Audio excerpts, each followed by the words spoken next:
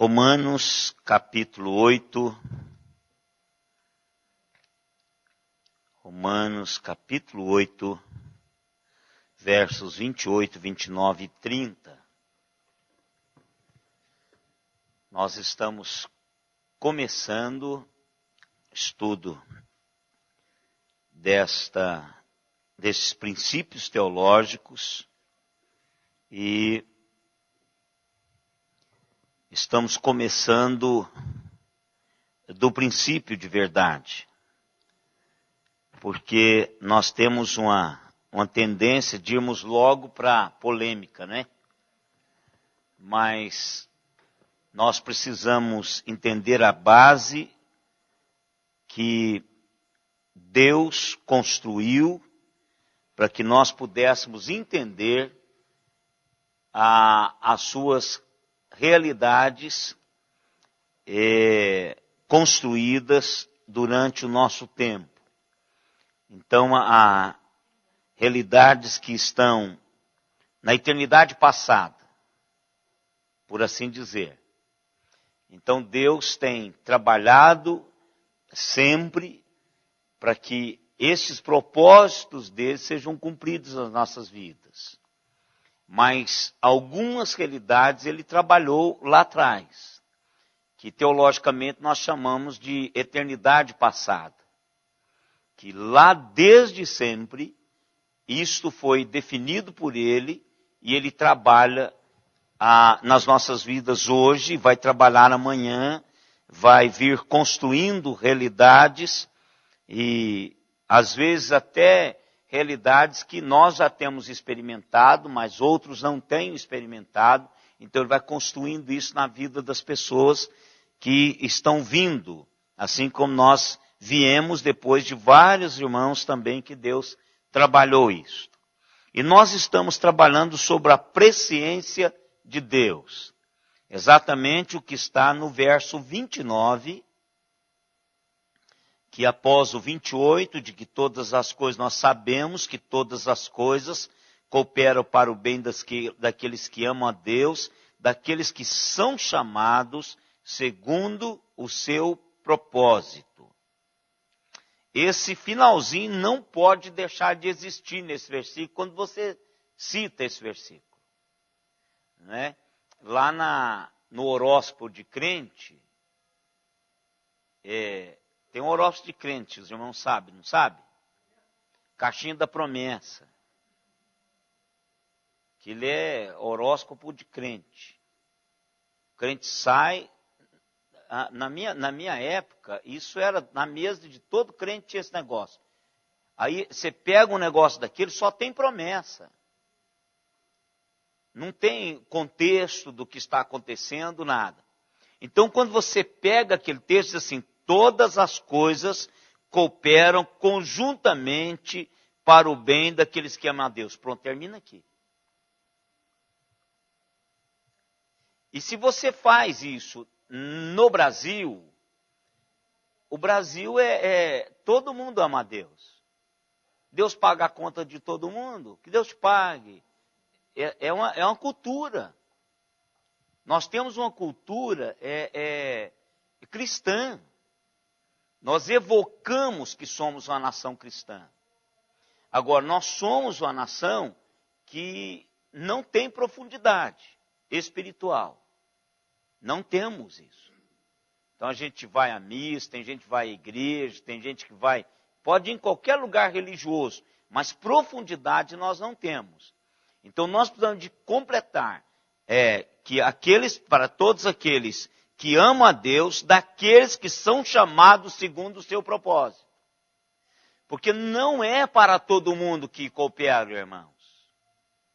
Não é para todo mundo que coopera. Então, Deus tem propósito com aqueles que Ele chamou para cumprir esses propósitos. Então, nós que estamos aqui, fomos chamados para isso. Então, nós vimos que Deus tem conhecimento, porque aos que de antemão conheceu, esses que ele chamou segundo o seu propósito, ele de antemão conheceu, porque aos que de antemão conheceu. Então o que nós vimos? O que Deus conheceu? Não foram eventos e nem fatos na vida desses. Vimos isso quarta-feira.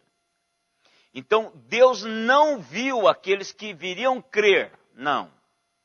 O que Deus fez foi o seguinte: Deus escolheu pessoas, não que elas poderiam amanhã vir a crer, não.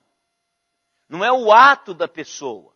A base não é a sua fé. A base é a escolha de Deus. Então, quando Deus nos escolheu, nós fomos dados a Cristo. E Cristo nos recebeu, porque o Pai nos deu a Ele. E as coisas espirituais são discernidas espiritualmente. Então, se fosse para crermos, se Deus tivesse nos escolhido, entendendo que nós iríamos crer, então a base seria a minha fé. Só que não é, é o contrário. A fé é o efeito, a causa é a escolha. Eu fui escolhido, Deus me escolheu, a pessoa, Deus me amou e me escolheu. Então, primeira coisa, o conhecimento prévio de Deus é das pessoas. E Ele é soberano para fazer isso. Alguém poderia dizer assim, mas e os que ficaram? E os que não foram escolhidos? Todos estamos perdidos, irmãos. Todos nós estamos perdidos. Agora, o que foi que Deus sabe além disso? Qual que é a outra faceta de que está por trás do propósito de Deus? O que é que Deus sabe, além de saber dos eleitos? Quem poderia pensar aí? Deixa eu dar uma ilustração, irmãos.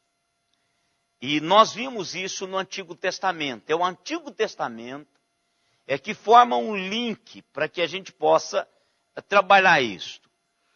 Eu falei para os irmãos que conhecer no Antigo Testamento é um conhecer em intimidade. É um conhecer com carinho. É o conhecer de uma forma amorosa. É o conhecer com afeto. Então, quando nós aplicamos isto na nossa salvação, o que significa é que Deus já sabia, antes de nascermos, que Ele nos amaria. Esta é a base. Antes de nascermos, Deus sabia que nos amaria. A base da sua e da minha salvação está nisto. E alguém já disse o seguinte, que nada que eu deixe de fazer vai mudar o amor de Deus por mim. Ou nada que eu faça vai mudar o amor de Deus por mim. Simplesmente Deus decidiu amar-me. Há uma coisa assim que nós estamos vivendo isso mais intensamente hoje, irmãos, do que em qualquer outra época da história humana.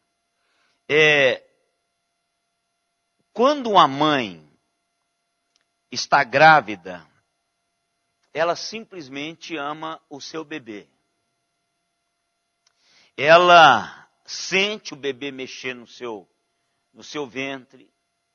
Ela hoje, com essa tecnologia fantástica aí, desde as primeiras semanas, consegue ver o batido do coraçãozinho. Aquele filho atrai, chama a atenção, ganha a atenção da mãe. E a mãe fala com o bebê. A mãe acaricia. Eu estou falando de mãe, irmãos. Porque tem umas mulheres que não acariciam, tem uma mulher que não... Isso aí foge a exceção. Aliás, isso é a exceção, foge a regra. Né? Mas, no geral, a mãe acaricia a barriga, a mãe fala com o bebê o tempo todo, a mãe, não é? Até os pediatras estão fazendo isso, o pediatra pega eu já falei isso aí, como é que chama o da Neidinha lá? Hein? Doutor Jacinto pega o bebê, diz que ele é muito amado, que ele foi esperado, que ele faz todo um discurso ali, né? Diz que os pais gostam do doutor Jacinto por causa disso. Diz que ele faz todo o discurso. Então, a gente normal faz isso. Não é? Então, a mãe decide amar o bebê. Faz preparativo. Eu estou vendo o Samuel e Elaine. O Samuel pintou os guarda-roupa de branco, pintou o quarto. Vai. Então, isso é... Eles estão decididos a amarem esse bebê. E não importa o que esse bebê vai ser quando crescer. Os pais simplesmente decidiram amar essa criança de uma maneira profunda e duradoura. Eu vejo nos presídios, quando tem rebelião, principalmente na casa, que era a FEBEM, como chama hoje? Fundação Casa. As mães ficam desesperadas lá na porta. Desesperadas. Você só vê mãe. Não, algumas vezes você vê pai, Ana. Tem alguém que vai lá. Mas, mãe é isso mesmo, mais mãe mesmo. Então, a mãe ama aquele projetinho de bandido que está lá dentro. Ama. Não importa se amanhã ele vai para a penitenciária, comete outro crime, mas ela ama, é o filho dela. Ela decidiu amá-lo de uma maneira inquestionável. E a Bíblia diz que se uma mãe abandonar o seu filho, Deus não vai fazê-lo. Então, o que Deus sabe é que Deus decidiu amar-nos, irmãos. Amar a mim e a você. Por isso que Ele trabalha conjuntamente todas as coisas. Em função daqueles que o amam, em função daqueles que Ele ama, segundo o que Ele chamou, segundo o seu propósito. Então, para mim, irmãos, o grande privilégio é eu saber que Deus me ama. Quando nós vamos evangelizar, qual é a primeira palavra-chave que nós falamos com as pessoas? Jesus te ama. Jesus te ama. Mas esse é o segredo. Esse é o cerne do evangelho. Porque Deus amou o mundo de tal maneira que deu o seu filho. Então, Deus decidiu amar a mim e a você, irmãos. A nós todos. Se estamos aqui, porque Deus nos amou, André. Deus nos amou. Deus amou você lá, alguns anos atrás, que você não cria nisso. Hoje você já sabe disso. Deus amou. Então, o que Deus sabe é que Ele decidiu nos amar. E não há outra base, irmãos, de que Deus olhou para mim, miserável pecador, e Paulo diz que nós estávamos mortos nos nossos delitos e pecados. Não tinha como correspondermos esse amor de Deus. E Ele decidiu amar-me. Esse é um motivo de gratidão todo dia, irmãos.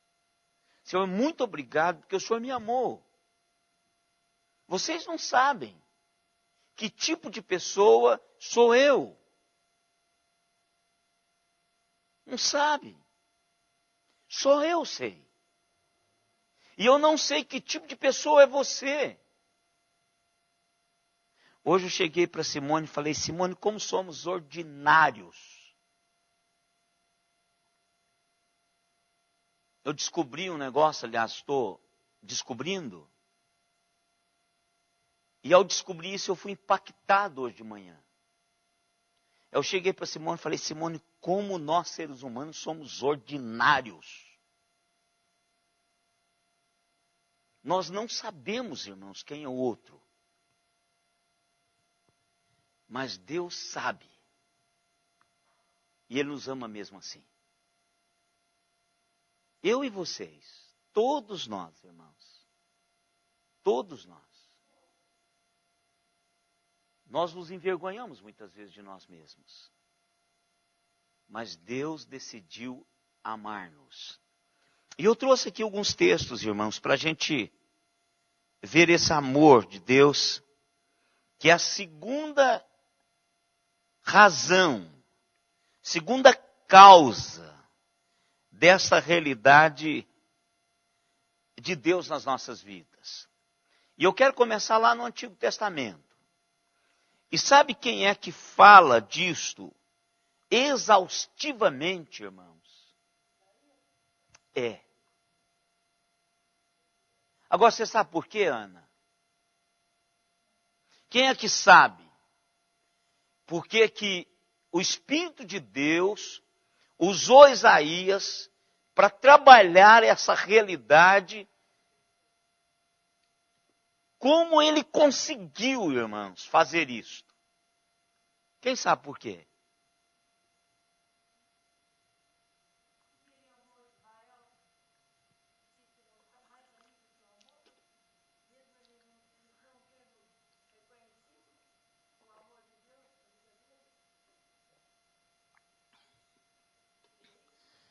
Como é que eu vou dimensionar o amor de Deus?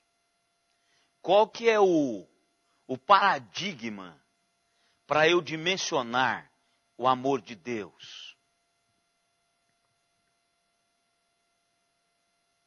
Qual é a fita métrica? Qual é a trena que eu vou medir e dimensionar o amor de Deus?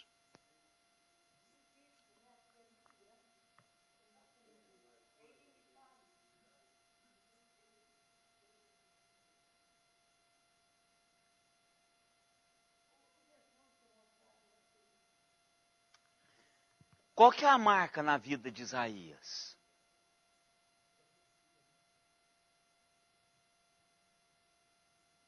Qual que é a marca? Você pensa em Isaías, qual é a marca na vida de Isaías?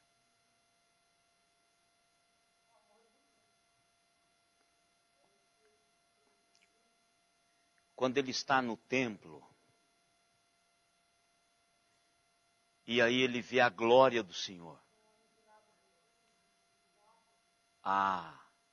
É quando ele descobre quem ele é.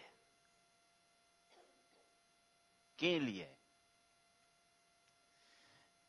Quando Jesus estava num jantar especial, em da sociedade da sua época, em uma figura da sociedade da sua época, e ele está lá sentado, com as pernas para trás, e aparece uma mulher e começa a lavar os pés dele.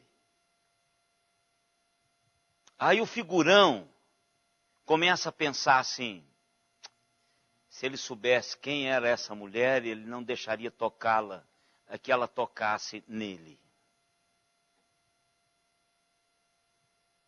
Aí Jesus, conhecendo o pensamento do seu anfitrião, Jesus diz assim para ele, sabe qual que é o problema, Simão? É que ela foi muito perdoada. Ela se sente uma pecadora. Você não. Como é que eu dimensiono a ação de Deus em direção a mim e a você? É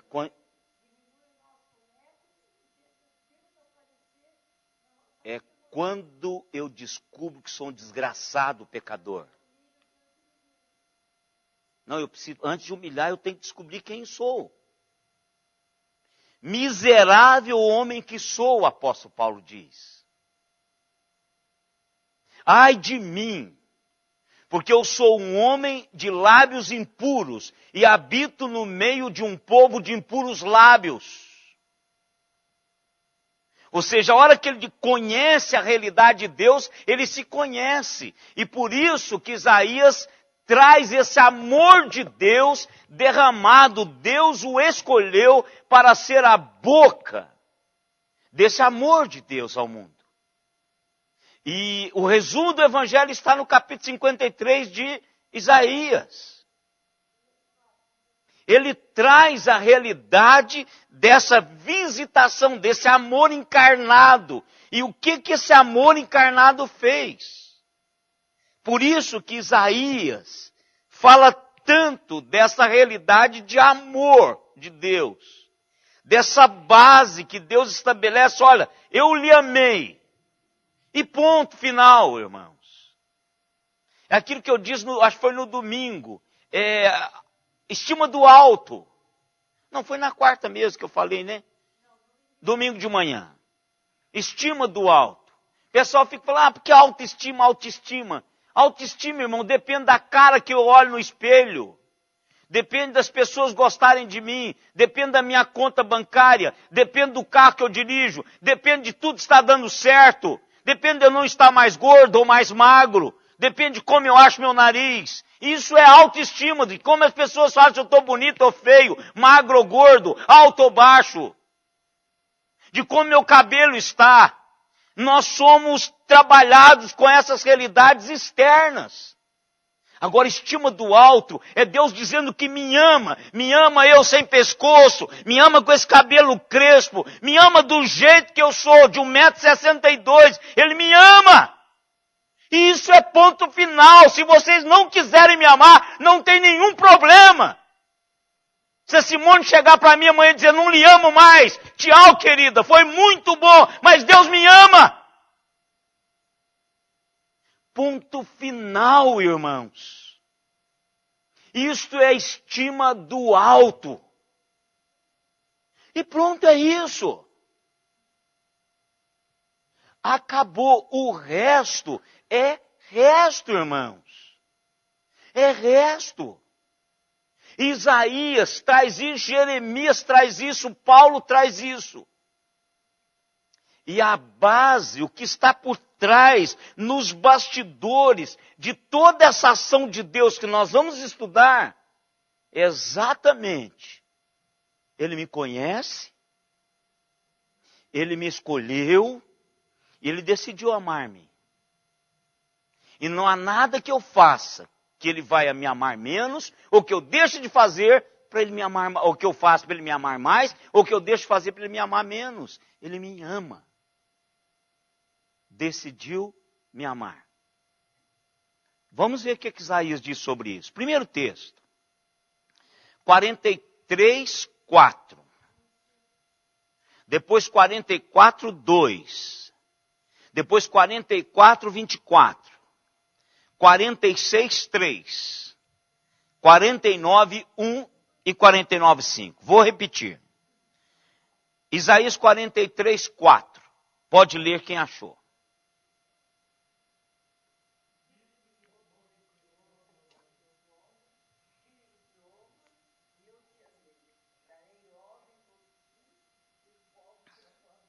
Isso ele está falando de Israel. O que ele falou? Eu te amei.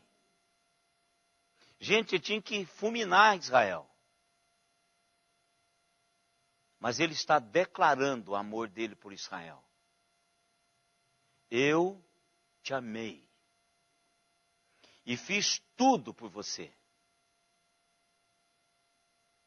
Eu estou trabalhando cada detalhe porque eu lhe amo. Eu faço com que as coisas conjuntamente funcionem porque eu lhe amo. Você foi chamado segundo um propósito. Eu tenho um propósito para a sua vida. Então eu estou fazendo daquelas coisas que você faz, eu estou transformando em esterco. Vai cair as suas folhas todas na fermentação, mas depois você vai brotar. Pega lá no curral um punhado de esterco que joga na sua planta para você ver o que acontece. Direto. Cai as folhas todas e ela perde todas as folhas, amarelam tudo, e se for frágil, ela morre. Mas aí você deixa curtir aquela caca lá. Depois você pega e põe na planta para você ver o que dá. Dá cada cebola de grossura de dedo. Isso é esterco. E às vezes nós fazemos cada besteira na vida e Deus trabalha essas besteiras e torna isso como esterco. Por quê? Ele faz com que todas as coisas cooperam para o bem daqueles que o amam, daqueles que ele chamou segundo o seu propósito. Deus faz isso, porque ele nos ama. Ele está dizendo para um povo, olha, é para eu fulminar vocês. Mas eu amei vocês. E ele dá uma palavrazinha aí, parece que de honra. Como é que é lá? Ah, então. Por que é digno de honra? Se no contexto aqui é um contexto de que esse povo está desobedecendo a Deus. Quem é que aferiu honra? Quem é que agregou honra a esse povo? O Deus dele. O Deus dele. Irmãos, pensam vocês, quem que agregou valor às nossas vidas? Eu não sei a sua, mas a minha, quem agregou valor à minha vida foi o Senhor. Foi o Senhor. Se eu não tivesse o Senhor, irmãos, eu não sei onde eu estaria. Não sei onde eu estaria. O Senhor agregou valor. Dignidade eu tenho por causa do meu Deus. Por causa disso. Dignidade esse povo tem por causa do Deus dele. Deus deu povos, o Egito todinho por conta desse povo. Irmãos, veja o que Deus já fez por mim e por você. A gente não tem a dimensão, porque nós temos uma memória fraca. A gente não lembra muito. Mas o que Deus já, concurso que você fez e passou, vestibular que você prestou e passou, tudo quanto você fez e Deus foi lhe dando, alguém ficou para trás, irmãos. Alguém ficou para trás, alguém perdeu. Alguém não ganhou e você ganhou, eu ganhei. A vaga foi dada a mim e não ao outro. É desse amor que Isaías está dizendo. Eu dei nações por vocês, eu dei o Egito em favor. Deus acabou com o Egito por causa do seu povo, irmãos. Deus acabou com o Egito financeiramente. O sistema financeiro do Egito foi acabado de todo sentido, irmãos. A Simone deu uns piolinhos lá em casa, lá no sítio, no Bet Shalom, por causa das galinhas que chocam. Então ela encostou num lugar lá e parece que os piolhos tomaram conta do corpo dela. Aí ela diz, gente do céu, como que aquele povo no Egito conseguiu viver? Falei, não foi nem o começo, bem, isso é brincadeira. Você não precisa nem... Aí ela diz, não, então, se isso é pouquinho, imagina, ela sentia piolho por tudo quanto é lado, parece que o sistema periférico capta, mesmo que não tenha um cabelo que bate, dizer é um piolho, esses piolhos, não é isso? Imagina o Egito. Irmãos, Deus acabou com o sistema financeiro do Egito. O lastro financeiro do Egito foi dado para o povo dele. E Deus acabou com o sistema político do Egito. A grande parte do exército do Egito morreu afogado no Mar Vermelho. quando Israel saiu do Egito, o Egito quebrou. E levou décadas para se erguer novamente. A mão de obra foi embora. A mão de obra foi embora. É a mesma coisa de falar assim, os nordestinos estão indo embora de São Paulo. Não, tem quem manda. Mas mandar quem? Foram embora. Quem trabalha foi embora. Se não pega no pesado, foi embora. Né? Quem limpa, quem serve o chazinho, quem faz a comida, foi embora. É a mesma coisa. Tirou a mão de obra. A mão de obra de graça. Porque eles eram escravos. A babá foi embora. A lavadeira foi embora. A que lava os banheiros foi embora. Então tirou todo mundo. Entrou num caos. E o Senhor Deus diz assim, eu dei o Egito por vocês. Simplesmente porque eu amei vocês. Consegue dimensionar isso, irmãos? Porque se você conseguir, você vai em Romanos 8, 28. É disso que Deus está falando.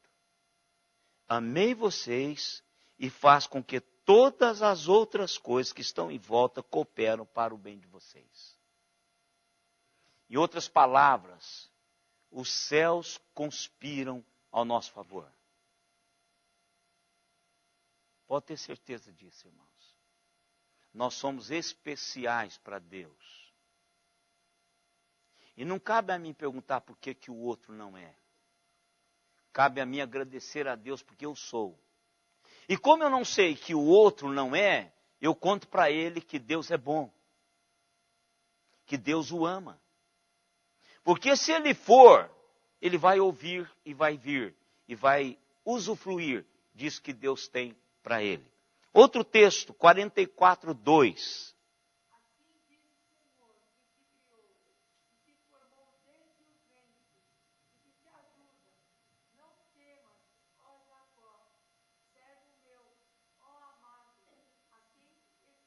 Olha, pronto, está aqui, ó.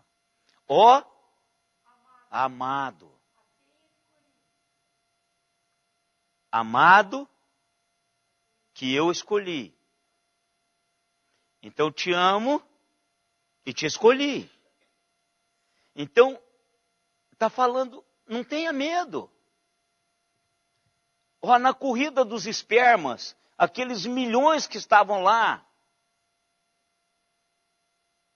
eu fui escolhido. E é uma briga esse negócio. Já pensou nisso?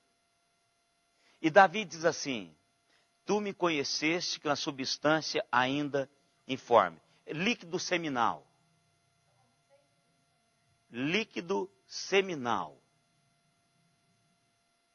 Deus me viu como esperma. E diz, é esse. E eu... Os outros ficaram para trás. Os outros que eu não sei quem eram eles.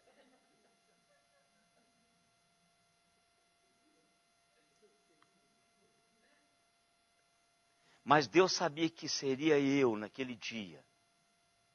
É isso que ele está dizendo para Jacó. Jacó, meu filho, se você está tão preocupado agora, eu vou te dizer uma coisa, antes de você nem ser, nem perceber que você seria, eu já cuidei de você. Fui eu que cuidei no ventre da sua mãe. Eu te ajudo, cara. Levanta essa cabeça, para com esse negócio. Eu te ajudo. E ele vai enfatizando, parece que ele quer encher a cabeça da gente. Ele disse, te amei, te escolhi. Quer que eu fale mais alguma coisa? É isso que Isaías está dizendo, irmãos. Você precisa de autoestima? Isso é estima do alto, irmãos. Para pensar. Agora eu vou ficar preocupado com o quê, irmãos? Eu era líquido seminal e Deus cuidou de mim. Aliás, eu não era nada. Ele cuidou.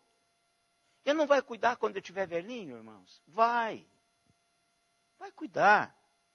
Se não for por meio da Lívia, do Francisco, da Letícia e da da Letícia e do Jorge ou da Simone, ele vai cuidar. Vai cuidar. Eu nasci antes deles. E Deus cuidou.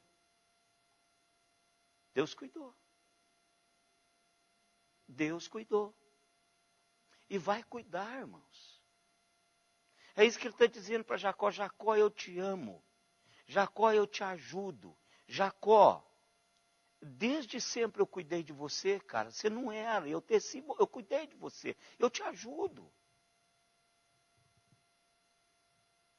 Vamos mais. 24.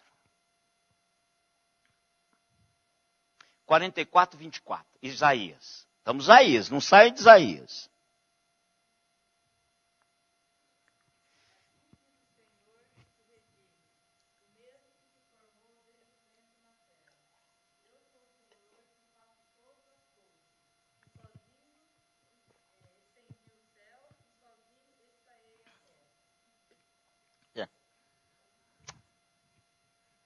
Sem palavras. Eu fiz tudo isso sozinho. O que você acha? Você acha que eu não posso fazer nada por você? Mais uma vez ele bate na questão do... Esse Isaías era muito esperto. A percepção dele da ação de Deus ia muito além, irmãos. Como é gostoso ler Isaías. Isaías é bom para ler de uma sentada só. Porque você sai com a cabeça clara, que você fala assim, puxa, mas consegue? Consegue. É só você ter tempo, né? E disposição para fazer. Uma vez eu perguntei assim, como é que se come o elefante? Ah, só lembra, foi no Ministério Dorcas. Como é que se come o elefante? Aí alguém respondeu no mês e falou assim, não se come elefante. Falei, quem falou? Você precisa decidir comê-lo e uma bocada de cada vez. Claro, vai mastigando, põe na geladeira, pica ele, vai fazendo um pouquinho e de cada vez você vai comendo. É uma mordida de cada vez, não é assim que a gente devora um pernil? Não é assim que a gente devora o peru de Natal? Não é assim que nós devoramos uma leitoa? Só que aumentou, você vai gastar mais tempo. Mas é do mesmo jeito, é comer uma bocada de cada vez e decidir comê-lo. Só isso. Como Deus, irmãos, usou esse homem tão fantasticamente. Tão fantasticamente. 46:3.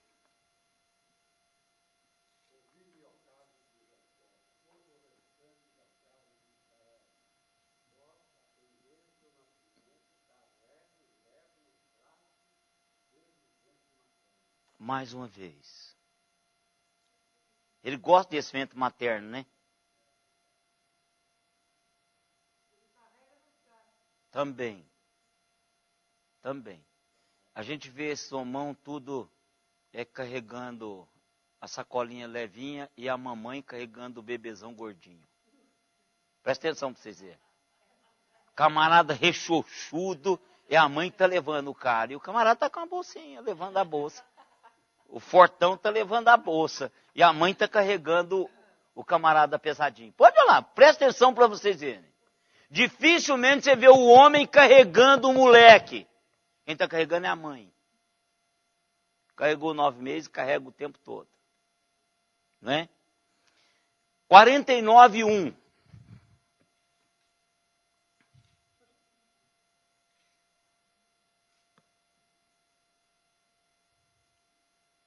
Pode ler.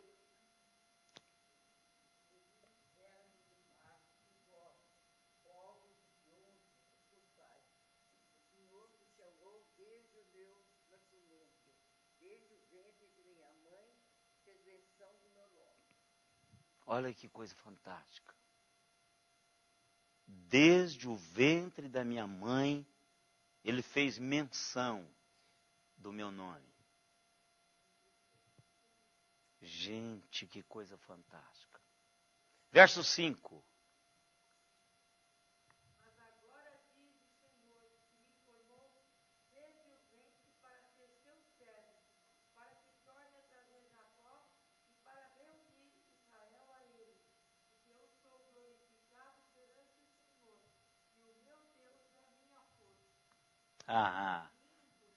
Lindo. Olha que coisa fantástica. O Senhor Deus é a minha força. Ele descobriu. Já que o Senhor me ajuda, já que o Senhor me redimiu, já que o Senhor me ama, já que o Senhor me escolheu, já que o Senhor trabalha. Então, o Senhor é minha força mesmo. Né? Jeremias. Jeremias também é outra figuraça que Deus colocou nessa história para nos ajudar. 31:3.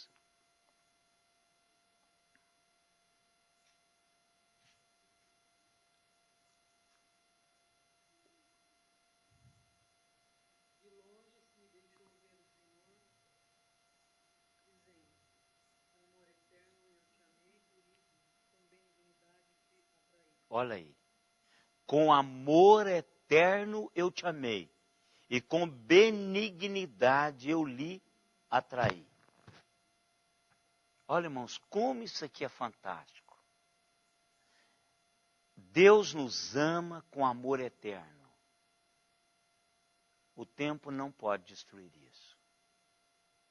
Começou lá na eternidade passada e vai refletir na eternidade futura. A hora que esse parêntese, tempo e espaço acabar, Ele nos amou para sempre. Isso é maravilhoso. Eu posso viver e morrer por essa realidade. Ele me amou com amor eterno. E foi Ele que me atraiu a Ele mesmo. Ele que me atraiu a Ele mesmo. E cada um de nós sabemos disso. Cada um de nós sabemos disso. Nós estamos orando por uma pessoa no Ministério de Intercessão das terças-feiras às 7h. E a pessoa que pediu oração por ela diz o seguinte: ela é muito racional. Precisamos de orar porque ela é muito racional. Crer é também pensar. E o que Deus usa é a nossa cabeça, irmãos. Claro que Ele move o nosso coração. Mas eu creio pensando, irmãos. Eu sou racional. Como, minha irmã? Não tem. Nós concebemos essa graça, nós concebemos essa realidade através disso aí. Nós somos instruídos. A nossa cabeça está assentindo no que nós estamos lendo. Há uma confirmação. Aqui tem milhões de células trabalhando para fechar essa realidade e concluir que é isso mesmo. Isso é razão. E a pessoa que pensa, que tem facilidade de pensar, aliás, toda pessoa pensa. Porque todos nós somos seres racionais, seres pensantes, né? Deus gosta de gente pensante. Fica fácil. Porque no instantinho você descobre que é, então se é, vamos, né? Porque Ele está nos chamando. Vamos mais, irmãos. Agora vamos para o Novo Testamento. Efésios 2:4 e Efésios 5:2.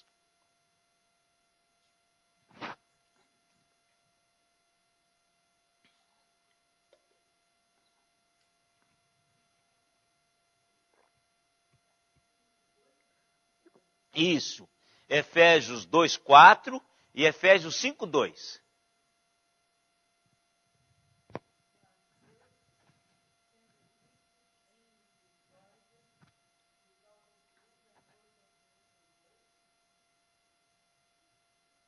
Pode terminar. E lê o outro, porque ficou incompleto, né?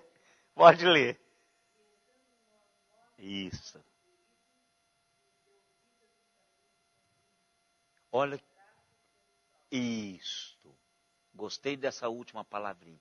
Então veja, isso é graça. Favor imerecido. Tem nada em mim, então Deus nos amou gratuitamente. Não é porque eu ia ser bonzinho. É porque eu nunca prestei. Por isso que Ele me amou. Aí Ele começou a esculpir a imagem de Cristo em mim e a bênção de conduzir-me para a sua família. Isso vai mudando, né? Deus vai trabalhando, Deus vai esculpindo. E essa realidade vai sendo construída todos os dias. 5:2.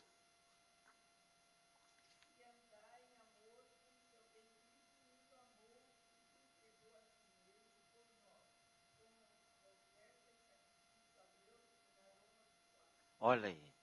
Olha um chamado. Então, já que você foi amado, andai. Andai manifestando esse amor o tempo todo. Só que não é amor eterno, né, irmãos? Porque qualquer coisinha que os nossos amados fazem, a gente quer cair fora. Verdade. Quantas vezes as pessoas só ficam por conveniência? Quantas vezes eu ouvi no meu consultório pastoral dizendo, pastor, o amor acabou. Sabe por que eu continuo lá? Por causa dos meninos. Ah, meu irmão, para com isso. Ao que esse menino casar, vai acabar tudo. Resolva esse negócio. Então, nós precisamos, irmãos, externar este amor. O texto está dizendo assim. Vamos lá para 2 textos para terminarmos. 2 Tessalonicenses 2,16. 1 João 4,11.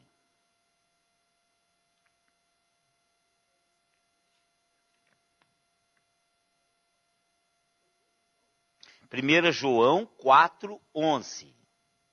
2 Tessalonicenses 2,16.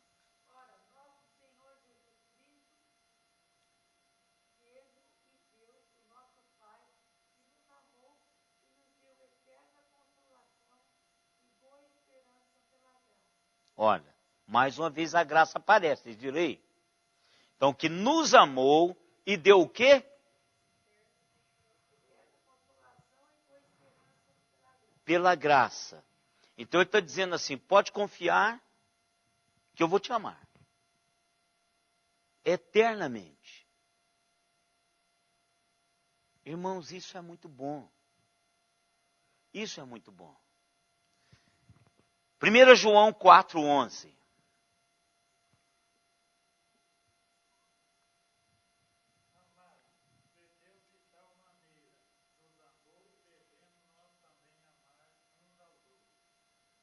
Olha, se Deus nos amou, aí você fala, mas eu não sou Deus, né? Mas Deus nos amou, um amor que nós precisamos compartilhar. E aí vem o verso 19. O que aconteceu no verso 19? Isso. Deus nos amou primeiro. E eu sou constrangido a amá-lo. E faço isso com muito prazer. Agora, não é de mim mesmo isso.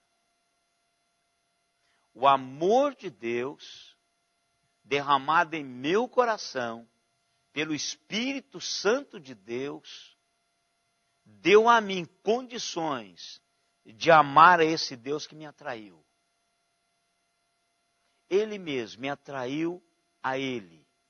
E aí eu aprendi a amá-lo com os próprios ingredientes que Ele me deu. Pode, para a gente terminar. 43, Isaías? Pode ler.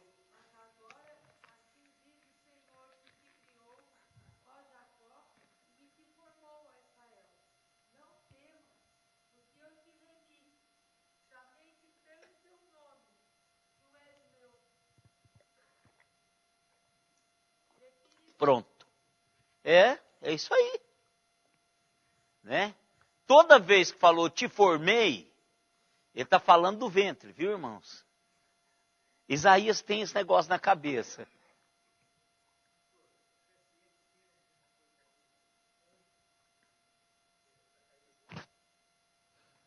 Tem, né? É claro, antes de tudo. Tem. Claro. Tem. Aí você vai me perguntar assim, mas Deus sabia tudo? E sabe, Deus é soberano, Ele sabe tudo. Mas a base da escolha não foi Ele saber que o senhor vai crer. Foi por Ele ter escolhido o senhor. Essa é a base. Porque quando o homem cai no pecado, em Gênesis 3:15, a promessa já está lá.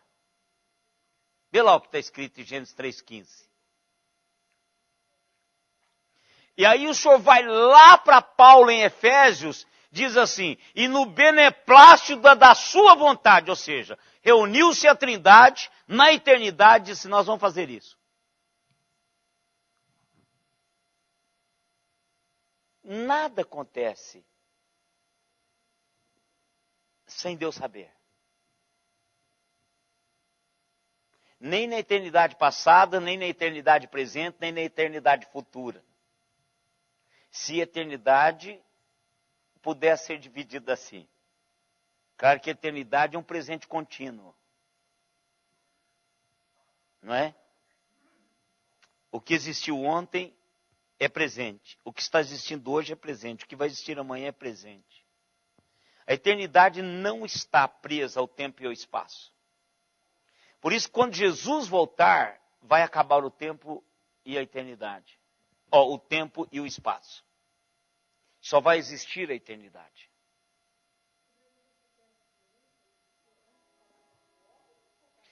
Não, se essa presciência tem a ver se ela é antes de. É antes de. O texto diz, antes da fundação do mundo. Também. Obrigado, filho. Também. Antes de tudo, Deus é bom. Irmão, só pensar assim, olha, eu estava no coração de Deus. Isso já dá um valor fantástico na vida. E aí a gente precisa de trabalhar o máximo, dar o nosso melhor, para que isso seja conhecido, irmãos. Não perca tempo, conte. Traga essa realidade na vida, como disse o texto que nós lemos. Evidencie isso, vivei esse amor todo o tempo. Claro que às vezes você tem vontade de matar, mas não mate, ame. Né? É porque nós somos ordinários, irmãos. E eu não estou falando de ordinário de ser comum, não. É ordinário de ser ordinário mesmo. Português estranho isso, né? Eu falo ordinário e aí eu estou falando do cabra ordinário mesmo, imprestável. E parece que é ordinário de comum, né? Mas não é.